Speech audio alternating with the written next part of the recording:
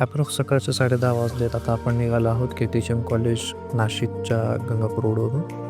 हे आहे अशोक स्तंभ आणि अशोक स्तंभानंतर आपण डाव्या साईडला पेठ रोडसाठी टर्न घेत आहोत आणि इथे ही दिसते ही नाशिकची गोदावरी नदी आणि इथून आपण निघालो आहे आता पुन्हा दिंडोरी रोडला आणि दिंडोरी रोडनंतर दिंडोरी क्रॉस केल्यानंतर तुम्हाला ओझरखेडला हे ओझरखेड धरण दिसतंय आणि इथून आपण समोर बघू शकता सुंदर असा रस्ता जो सप्तशृंगी गडाकडे जातोय आणि समोर जो तुम्हाला दिसतोय आणि हा आहे सप्तशृंगी गड आणि हा गडाकडे जाणारा सुंदर झाडांनी भरलेला रस्ता आणि इथून पुढे जाताना ही जी तुम्हाला समोर कमान दिसते आहे ही सप्तशृंगी गडाच्या जो घाट सुरू होतो त्याची ही मुख्य कमान. इथून हा घाट सुरू होतो आणि इथून पुढे गेल्यानंतर हा जो पहिला सर्वात अवघड टर्न, इथे खूप सारे ॲक्सिडेंट होतात तर नेहमी सावकाश इथून.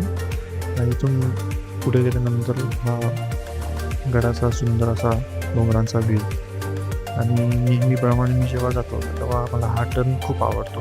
इथला जो नजारा आहे हा पूर्ण घाटातल्या बाकी याच्यापेक्षा खूप वेगळा आहे. इथून जाण्याची मजा काही वेगळीच आहे. आणि इथून पुढे गेल्यानंतर हा जो तुम्हाला दिसतोय हा आहे सप्तशृंगी गड आणि इथून रोपवेने तुम्हाला वरती जाता येतं आणि तो सप्तशृंगी गड.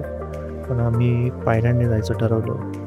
तर पुढे जाताना हे असं तुम्हाला मार्केट पण बघायला मिळेल बाजूला आणि ही पहिली पायरी आणि हा गडाकडे जाणारा पायऱ्यांचा रस्ता आणि हा गड आणि अशा प्रकारे आम्ही या पायऱ्यांनी गडाकडून निघालो. पायऱ्या चढत असताना मागे बघून बघितल्यानंतर समोर तुम्हाला हा दिसणारा मातंगुशीचा डोंगर. टोटल पायऱ्यांच्या हे 13 बाऱ्या आहेत, त्यापैकी ही तिसरी बारी आणि रांगेमध्ये लागताना तुम्हाला काही माकड पण दिसतील. आणि असंच मी रांगेत असताना देवीचे काढलेले हे काही फोटो आणि जेव्हा मी दर्शनासाठी गाभाऱ्यात एंट्री केली तेव्हाचा हा एक फोटो. आणि दर्शन झाल्यानंतर आम्ही आता निघालो दिंडोरीला असणाऱ्या विंध्यवासिनी देवीच्या मंदिरात आणि मंदिराकडे जाणारा हा छोट्याशा टेकडीवरचा हा रस्ता. खूप छान व्ह्यू आहे इथला. पावसाळ्यात तर वेगळीच मजा आहे.